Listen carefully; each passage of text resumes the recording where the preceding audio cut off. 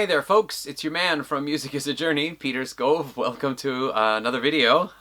So today I wanted to talk about some of the new stuff I've had coming in because I actually did a little bit of a... I've been kind of splurging a little bit recently, and in retrospect, it was actually a bit of a mistake because I got into some extra money. Like my mom sent some money to buy kind of Christmas presents, so I thought I could buy something for myself. Had a bit of a tax return, had some extra work coming in, so I thought, yeah, I can afford to splurge a little bit because in the last year I was trying to reduce my CD purchasing, and I actually got it down quite a bit until right at the end of the year I suddenly started, to pick it up again. And unfortunately now there's actually a lot of stuff that I want to get. We're going to talk about that as we move along. So let me introduce what's been coming in since the end of December and up until now. I'm not doing so many videos like this because I really shouldn't be ordering so much at once. I've got to stretch it out a little bit. But let's get going here. So first of all, at the end of last year, I got Anvil's latest album, Impact is Imminent, and then I realized I don't really know so much about Anvil. It was only my third album, so I thought I'd check them out a little bit more, and I just kind of found they were interesting. Like, they are not a band that really progresses very much, but I found I enjoyed the music from the different albums. Like, I remember a guy in my junior high school. He hated heavy metal. He said heavy metal meathead music. And honestly, listening to a lot of the Anvil songs, I think I understand. Yeah, heavy metal meathead music. But anyway, I did a video near the end of last year about Impact is Imminent as well to give myself some understanding of Alvin and the Chipmunks. No, Anvil's catalog. I thought I'd check out some different, rankings of their albums to kind of guide me to see which ones maybe I want to get, and I included that in my video. So here are some of the ones I picked up. These were ordered at the end of December, and as I mentioned in a couple of videos back, I actually got COVID near the end of December, so I couldn't go into work, and it's at work where I have most of my CDs sent, so I couldn't pick them up until I returned to work in the new year. But anyway, so this is Anvil, Hope and Hell. This is from, I think it was 2013. Yes, it is. This was one of their lowest ranked albums, and just out of curiosity, I thought, how bad is an Anvil album that's ranked so low? And I listened to it and I thought, I don't really hear that it's any worse than any of the others, or not so different, but it sounded still pretty good, so I picked it up. I've listened to it once through so far anyway. I'm okay with it. I don't think it's all that bad. And this one here, Pound for Pound, this was their fifth album, released I think it's around 1988. This is one of the most highest rated albums.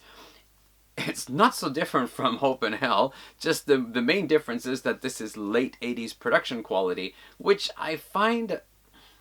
in the late 80s, I actually started moving away from the bands I'd been following in the early 80s. Bands like Iron Maiden and, I don't know, Judas Priest and some of the others. I just didn't really like the sound that was coming out of their albums, which is why I turned and started going back to like 1970s and even 60s music.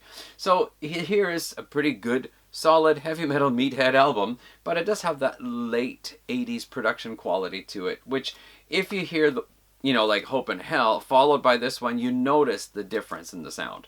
And here's also their first album, Hard and Heavy, which I honestly thought I would never really get. I wouldn't really have so much interest in it. But I did check it out, and actually it sounded pretty cool. It's just before they started kind of introducing the speed metal idea. So this is just a solid 1981 heavy metal album. And yeah, okay, I like it. And then this was their fourth album after Forged in Fire. They had a 4-year gap. There was some trouble with the record label. Strength of Steel came out, and what I read about it was that a couple of members in the band thought they should try to be a little more commercial, whereas a couple of other members in the band thought they should try to keep up their kind of, heavy metal, speed metal sound. And so this was supposed to be kind of a mix like that, but I think it still basically keeps up their heavy sound. Just the title track is really inane, like just rhyming words with steel, like I've got a love that's real for the strength of steel, and I don't know, it just sounds like they're really grasping. The only thing that's missing in there is I stepped on a banana peel. But the rest of the album is actually pretty good, and I like the picture on the back because you've got like these guys are trying to look tough and serious, and then here's Lips with this big goofy smile on his face. It kind of says it all, like, don't take us too seriously. But anyway, that was a bunch of Anvil stuff, and I think I'm more or less good with Anvil now. There might be an album or two later on I might feel like picking up, and I'm still debating on getting concert tickets in March because the electricity bill is a little bit high last month, this month, and probably next month, so But anyway, moving along, another band then that I liked way back in the 80s, and I had probably about 10 of their albums on cassette and a couple on vinyl, was Uriah Heep. And I replaced the albums I liked on CD and then just kind of left it. But I recently had been getting kind of interested in checking them out more, and I had Sweet Freedom on CD in the past, got rid of it. I since have gotten a new copy, and this is the one with like the extra bonus tracks on here, and I like it. I like it. So I talked about Uriah Heep. Was it in the last video possibly? I don't remember. And picked up the Wake the Sleeper, which was their 2008 album after like a 10-year gap of not releasing new material. I heard this one was actually pretty good, and I like it. Actually, I like it better than Sea of Light, which is one I talked about in my ranking the albums of Uriah Heep video, which I did just recently. Right. Yeah, actually, I like this one. It's got lots of energy, and it sounds like a band is coming back and fully recharged, so pretty impressive. And then, of course, I got Wonderland, which is still in this plastic bag. Wonderworld. And, you know, the thing about Uriah Heep is that a lot of their albums were, I think they reissued the band's catalog back around 2004, 2005. And now, there have been no new reissues since then. So now, trying to get some of those albums is really super hard. Like, I had to hunt all around Amazon, Discogs, and I think I finally found it on a flea market, online flea market here in Japan, for a reasonable price. Reasonable meaning under 3,000 yen. Just, you know, for reference, new albums in Japan are basically 2,500 yen to 3,000 yen. A new release is about 3,000 yen. And of course it comes with a lot of stuff. There's a booklet and sometimes bonus material and stuff in there. But a regular CD is probably going to cost around 1,800, 1,900. More common albums, like if you want to buy like an Aerosmith album or a Led Zeppelin album or something, you can probably get it for 1,400 yen or even cheaper. Some of them are even under 1,000 yen for a new CD, if it's one that's just been, you know, reprinted so many times and it's still in demand. So it really ranges, you know, but some of these Uriah Heep albums, to buy them new, first of all, they have to hunt around, and then it's going to be like 6,000 yen, 7,000 yen for a new one. I think it was Innocent Victim. It was going for 8,000 or even 11,000. Like, that's just ridiculous. And if I'm lucky, I can find it on a flea market or on Yahoo Auction or something like Disc Union. I might be able to find a very good condition used copy for under 3,000 yen. Actually, Fallen Angel, I've been checking it out. I think I kind of want it, you know, but finding it new out there for under 6,000 yen is virtually impossible. So I have now tracked down a B grade used copy for like 700 yen, and I'm still thinking, if, you know, do I want a B grade used copy? I mean, probably there's no problem listening to it and copying the music into my computer. That's probably all fine. Just, I like to keep my CDs in good condition, and even if I get a little bag or something, I like to keep them in that so that they don't get any wear even on the cover, as much as possible anyway. So anyway, there are only a few Uriah Heep albums I don't have, maybe like 2 or 3, that are actually available for normal price on Amazon. One of them was Sonic Origami. This was recommended to me by my cousin way back in 1999 when I visited him in Denmark, so I decided I'll pick it up. And actually, after one listen, I already like it better than Sea of Light. Yeah, there are still some, you know, adult contemporary ballads on here, but there are also some pretty cool songs. I think overall, just after the first listen, I like more of the songs on here than after listening to Sea of Light for the, I don't know, 5th, 6th, 7th, 8th time, whatever it was. Yeah, I also listened to Equator on YouTube because Equator is available, but it is Uriah Heep's lowest ranked album. In my video where I checked like 10 ranking lists of Uriah Heep albums and gave the average rank for each album, Equator was number 24 out of 24. So I thought, well, let me listen to it. If I like it, at least I know I can buy it for a normal price. And just the first track, Rockorama, it's like, what the hell am I listening to? It's a rock song, but with all these 80s sounds coming in. Like, in Yes, Owner of a Lonely Heart, they've got that middle section with like, and there's like these like, I don't know, it reminds me like of shards of glass coming in. And Equator just has these like, I see them as red shards of glass just suddenly jabbing into the song. I think I have a bit of synesthesia in a way because I often visually see things when I'm listening to music. But anyway, that's what it reminds me of. And there were one or two songs that were maybe okay, but they had these 80s keyboard sounds. And there were some songs that I actually felt a kind of revulsion. Like, I really can't listen to this. Really, I have to stop this. So I'm not going to get Equator. I also listened to Conquer.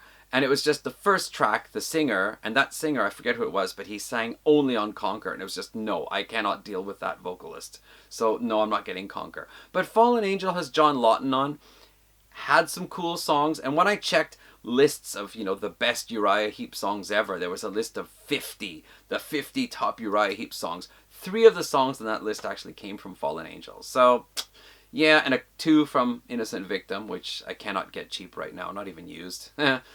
So, yeah, I've been thinking about those. And I also listened to Raging Silence, the one that came 3 years after The Equator, and I thought it's not bad. I mean, it's late 80s hard rock. Still, there's that 80s synthesizer, but it's miles better than Equator. So anyway, Uriah Heep. Now, I gotta let the cat in. Okay, so, as I said, I'm done with Anvil, Uriah Heep. I'm still going to try to see if I can track down a couple of more. But then the other thing was that at the end of the year, when I was in my, COVID, and I had to go stay in a hotel, which, turned out to be not a 5-day stay, but 24-hour stay, because then my wife and son got COVID, and basically I needed to go home again. But during the 24 hours I was in the hotel, I checked out lots of bands. I watched some videos of people who talked about their picks for the best prog albums and best metal albums of 2022. I wrote down the ones that sounded most interesting to me. I checked them out while I was in the hotel, and I made a list of 12 albums to get. Some of them have been coming through the door. So first up, there was this one here. This is Black Braid. This is a black metal band from the US. It is a guy who is a Native American guy. And you can see in here they've got this lovely picture of this, like birch bark canoe. I think that's really cool. Basically, it's 6 tracks with 2 of them instrumental. The instrumentals are acoustic guitar and woodwind instrument, like a flute, but it's not, like metal concert flute. It's a woodwind, a wooden flute, I think. Anyway, they're very nice. The black metal tracks are in that kind of Norwegian style black metal, but one of the tracks in here I remember already, I noticed has a really cool riff. And one of the tracks, the acoustic melody is then repeated as electric in the track that follows it. And at the end, the wooden flute comes in again, which is really cool. So, yeah, that's interesting. I like this one. And that was one thing I thought, Blaine Smith on Banger TV, he made a comment saying that basically black metal is a genre where almost every album sounds the same these days, and so this one here brings in some kind of fresh life to it. And another one, actually this was not in my top 12, but it was one that I kind of put on off to the side. And the thing was that I was ordering an album from a website, and I realized if I'm ordering one album, the shipping is going to be the same whether I order 1, 2, or 3. So I decided to find a second album, and this is Fren. The band is called Fren. The album is called All the Pretty Days. And it was one of the ones that I thought, I like it. It's not my pick for the 12, but I like it. And as it turned out, that place had it available. Because other places, the price was going to be like 3,000-4,000 yen plus shipping. And I got it from this one place here for 3,000 yen, shipping included. So there we go. Fren. I don't remember where they're from now, if they're from Poland. This is basically an instrumental album. It is mostly clean electric guitar with a little bit of distorted electric guitar, piano, bass, drums. Quite simple setup, quite elegant arrangements. Some of the songs, the first couple of tracks, they're a little more busy and a little more involved. The third track, I think it was, is a little more slowed down, but very pretty. There was one track that kind of didn't really grab me. I thought it's like lounge music a little bit too much. You know, after being excited about the first three tracks, I kind of lost my interest a bit. But the final track, which I think is like 25 minutes long, brings back in more interest and more excitement. So I'm quite pleased that I got this one here. Then there's this. This is Elder. Innate Passage. And I mentioned before, I actually had checked out Elder in the past. I was interested in one of their albums, I think it's called Float World or something, Floating World. And then I decided I'm not getting it anyway. And then last year, a friend of mine said, hey, you gotta check out this band Elder. I thought, okay, so maybe I should get their Float World album anyway. And then somebody introduced this one here, and I was like, wow, who's this band Elder? I don't know. This is such a cool album, though. There are vocals. This is basically guitar, keyboards, bass, drums. Lots of electric guitar and clean guitar. Keyboards are all over the place with synthesizer and organ and piano. But this is just really exciting. Some parts remind me of Wobbler. Of course, Wobbler includes like a flute and bassoon and saxophone and other stuff. But it's like the Wobbler parts that are just guitars, keyboards, and drums. But not quite as far-reaching into the overly technical or overly adventurous prog territory. But still, this is very exciting music. There were times where, listening to it, I just felt like I was walking on air and starting to float up. It was just so fascinating, so interesting, so spiritually moving. So, Innate Passage by Elder. I have definitely interest in listening to this more and more and more. As well as I'm really curious about some of their other albums now. I think it's their sixth one or something. Then another one from the prog section. This was Jonas Lindberg and the other side, Miles from Nowhere. This one got very highly rated. I think 3 people picked it as one of their top prog albums for 2022. And it is nice. I like it. It is a little more pop oriented. It's kind of like pop rock, and you've got the guitars, you've got the keyboards and so on. You've got rock style vocals, you know, so not so gruff and pretty much suitable for your kind of like, I guess, your pop rock sound, right? But it is a prog band, so you get some of these fantastic keyboard solos, you get these change-ups in the music, the, you know, rhythm changes and time signature changes. The final track here is 25 minutes and 32 seconds long. It's cool. I liked it. I liked it when I heard it first, listening to it on YouTube, and I like it now that I have it. So yeah, Jonas Lindberg and the other side, Miles from Nowhere. Very nice. Okay, then moving on to the metal section. Only one of the metal CDs have actually... Oh no, there's Black Braid, right? Yeah, okay, so this is Wilder Run, Epigon. I'm not sure which album of this is, their third or their fourth or something. Progressive metal band. I really loved the introduction to this because it's acoustic guitar and very pleasant vocals, and the whole opening first track, which is called Exhaler, is just so really beautiful and pleasant to listen to. Now, there are parts to this album where it's more like a wall of sound. The drums are just going, and there's like just guitars just coming at you like a wall of sound. And parts of this really reminded me of Devin Townsend, particularly his Z2, the sequel to the Ziltoid album, where it's just like really loud in your face band, like just sound coming at you, but also like a choir of voices, a chorus of voices. Sometimes there's a symphonic feeling to it as well. So it's really interesting. I can't say that it is, parts of it are what I expected. Sometimes the wall of sound doesn't really work so well for me, but most of the album it's just very nice. I really want to listen to this again. It's an album where it's like, okay, I like these parts, not so sure about these parts, but let me get into it more. So this is going to need some repeat listens. This just came to me like a couple of days ago because I just ordered these albums. This one, and I don't know, it was 3 of them that I ordered from Amazon because Amazon was having a sale. And double points and so on. So I thought, okay, I'll get those 3. Then I got new tires on my car back in January.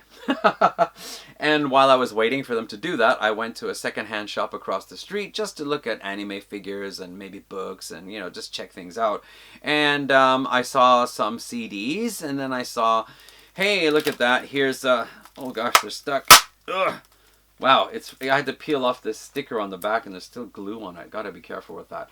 But here's Boston's second album, Don't Look Back. Had the cassette in the 80s. I've been always thinking I should get it, I should get it. I love Don't Look Back. I love A Man I'll Never Be. And I remember there were a couple of other songs I liked. Finally got it. Interesting to note that Tom Schultz was a little bit rushed when putting this together. And he never felt satisfied. Like, he didn't feel this was the finished album the way he wanted it to turn out. But anyway, I got this. It's used, but it's in really nice condition. It was for like 720 yen. You don't have to know how much yen is. Just remember what I'm telling you with prices, and you got to know that 720 is pretty cheap. Probably I could buy it new for just slightly more, but anyway, let's not put this sticky shit down here on top of this Wilder Run album. I'll put it off to the side here. And then the other one, this is what actually made me buy stuff. This is Michael Schenker Group, their MSG album, The Michael Schenker Group. And last year sometime I was watching a video, was it last year or the year before? I was watching a video, Sea of Tranquility. Pete Pardo was ranking the albums of Michael Schenker. And I think he put this up like near the top, like his favorite or second or third favorite or something. And then I watched another video of somebody else ranking the albums, and he also put this up near the top. So I thought, yeah, I had the debut album back in the 80s. I remember there were some songs I liked on it. So maybe I should try to get this. And then it turns out it's just really expensive to get. Like, it's going to be a few thousand yen to track this down somewhere. But here it was in very nice condition in the store, used, and it's good. I like it. And I also found a couple of other albums like Built to Destroy and Assault Attack, which along with this was the choice for the top 3, I think, from both lists. So I might have to go back to that store later on and see if I can still get those other 2. And again, for under 1,000 yen for an album that seems to be out of print and difficult to get. So there we go. Then some albums I ordered last year that I finally got. This is a band called Strawberry Path. It's early 70s psychedelic hard rock, heavy rock, progressive rock band from Japan, led by a guy named Shinki Chen, which is a really weird name because Chen is not a natural Japanese name. But anyway, he had, like, I think almost every album he did was a different band name. There's one just called Shinki Chen and Friends, the Strawberry Path. There was one, I can't remember now, something about including glue in the title. Like, it has this kind of, like, you know, stoner type feel to it. Anyway, I picked this up because I was interested in getting a little bit more this kind of heavy rock from the early 70s from Japan. Have a few albums already and I wanted to get something new. So I heard about this. I checked the list on Rate Your Music and this one came up. And I checked out a few of the albums on the list and most of them were a little bit too weird for me. But this one was pretty good. Does have some heavy stuff on here. Does have couple of these, like, you know, early 70s Japanese adult contemporary ballads, which I really don't like. But overall, pretty cool, interesting to listen to. I'll be talking about this album later on after I've heard it more when I do a video about early 70s heavy Japanese rock albums. Okay, then Steve Vai, actually it's just called Vai, this one here. This is Devin Townsend's first recording debut, and I've always been kind of interested in hearing it, and I never got it, but I got this one here for, again, a really cheap price. I'm really impressed with it. I only had one other Steve Vai album, Passion and the Warfare. This is a vocal album, of course, Devin Townsend singing on most tracks, and I'm really impressed. Like, he's 19 or 20 years old at this time, and already he can do so much with his voice. He's got these loud, soulful vocals. He's got these softer vocals. He's got his trademark, like, scream. He's all over the place on here. Plus, it's got a bit of humor too, like at the end or of some songs or at the beginning of some songs. You know, he's actually talking a little bit and saying something kind of funny, and it seems Steve Vai kept that in. So this is really good. But I read an interesting thing. Devin Townsend cannot listen to this album. And the reason why is not because he doesn't like the album. He says, I'm really proud of what we did on this album. The reason why he can't is because he had these kind of like idealistic an idealistic image of what being a musician meant, you know, that you made your music and it got, you know, out there on albums and people appreciated you and you got, you know, interviews and so on. And then he went to Los Angeles and he said it was just so fake. Everything was just, you know, like trying to get the best image, the best look for everybody. Your teeth are a bit crooked, so turn your head this way, or let's get the lighting different to make him look younger, or let's airbrush in some pecs on him to make him look more muscular. He said it was just such fake bullshit.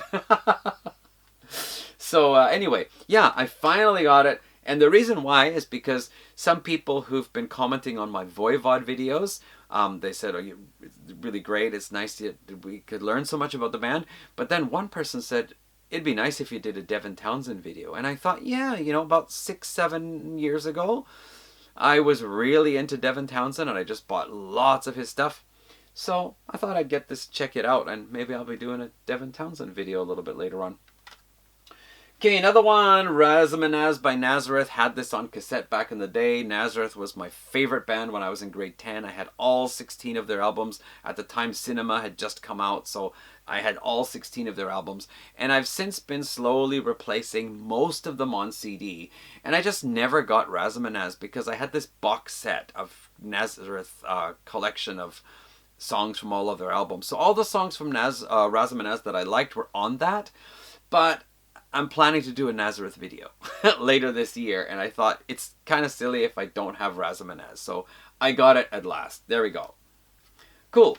And then I started thinking about another band, Whitesnake, and I thought there's one album of theirs that I never got was Ready and Willing. So I got it. And this has actually been really interesting. First of all, the opening track, Fool for Your Lovin', this was later on done on one of their late 80s albums when they were more of a glam metal band. Another song, so also Fool for Your Lovin' and the title track, Ready and Willin', both of these, I checked out some lists of top 10 Whitesnake songs, and both of those songs, or at least one of those songs, appeared on every list I checked. So, you know, top 10 Whitesnake songs, 2 of them, or at least 1 of them, are from this album, which is pretty cool. And there's a bonus track on here called Love for Sale, and it's interesting because the verse lyrics are the same as the verse lyrics for Hit and Run off the next album, Come and Get It. So it's like, I've never had a home sweet home life. I don't want a 9-to-5. So many women I know, they try to tie me down, but I'll never let them take me alive. That's the same opening lyrics. And then later on in the next verse that comes up after the chorus in the song, again, the same lyrics. So there's actually some recycling going on with Whitesnake, it seems, because their later albums in the 80s also included a song or 2 from Saints and Sinners. And one track here called Blind Man, it's actually my favorite track from David Coverdale's first solo album, which was called Whitesnake. I really loved that song, Blind Man. So they do it here as well. And it's very good, but I actually like the David Coverdale version slightly more. So Ready and Willin'. And then I was checking out, like I said, top 10 songs of Whitesnake, and I realized Love Hunter's on there. I had Love Hunter on cassette in the 80s. I don't have it now on CD. Maybe I should get it. And then 1 or 2 songs from Saints and Sinners were also on those lists, and that's also an album I had on cassette in the 80s that I don't have now. So maybe I've got to buy a couple of Whitesnake albums too. And then the last one to talk about here, this is In a Glass House by Gentle Giant. This was released in 1973. I made a video about albums released in 73 and I realized I didn't mention Gentle Giant. I thought I should try to get this album. And it's out of print, so everywhere, super expensive if I want to buy it new. Finally found somebody selling a used copy in pretty good condition for, I think it was like about 1,000 yen or something. So I got it, and it's fine. There's nothing wrong with it. Just the jewel case is kind of scratched a bit from, you know, sliding it in and off the shelf. But the thing was, when I opened it up, and I was thinking, like, what the heck is on the cover here? I don't know if you can see this. Here. I was thinking, oh, somebody wrote all this crap all over here and I've got to scrape it off now. But then I realized it's actually images of the band members. And the original cover actually included 2 photo layers of like the band in this kind of black and white playing instruments. And since they're all multi-instrumentalists, I think what they'd done is they'd put two different images, one over top the other, like as a kind of extra layer. And so for the CD, they just did it as those like four band members on the CD, and that kind of really like a duotone, like black or white, and then it overlaps with the other photo. So that's kind of weird. But anyway, yeah. And all I gotta say about Gentle Giant is I like it when they rock out, when they get the electric guitar going and the drums are going, and one of the Schulman brothers is singing, and he's got that kind of rough rock voice. I love that side of Gentle Giant. The side of Gentle Giant, I really starting to think I really can't listen to too much of it, is that kind of like Middle Ages pop. It's like you're like driving in your car and you're trying to look cool and feel cool listening to music, and then this song comes on that has a melody like this, and you think that it's not so cool, and you have to turn the song down or change the track and listen to what's next. Yeah. Anyway, so this might actually also be, it's my 4th Gentle Giant album. It might just be my last one too. But anyway, there we go. Now, there's still other stuff that some of it should have been here by now. Some of it's due next week. There was things like Vital Spirit and Spirit World, 2 of the metal bands I checked out. There's Aerosmith Night in the Ruts. It's supposed to be coming. I found a copy of Vanilla Fudge's Rock and Roll. I just mentioned it in another video, and I thought I should get it. And then I found it's one of those out-of-print ones. Again, buying it new is going to cost thousands of yen, but I found one on Yahoo Auction for reasonable price that's in mostly really good condition. So I guess what I'll just have to do is probably in February do another video of stuff that has come in through the door. And I think also that after I've picked up a few more items, I really gotta can it and just work with what I've got for a while. So I think this video turned out to be much longer than I expected, but there you go, me introducing the albums that I picked up from the end of December until now. So, thanks for watching.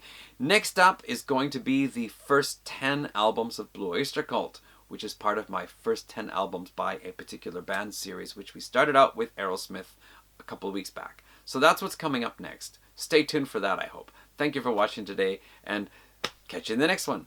Bye, folks.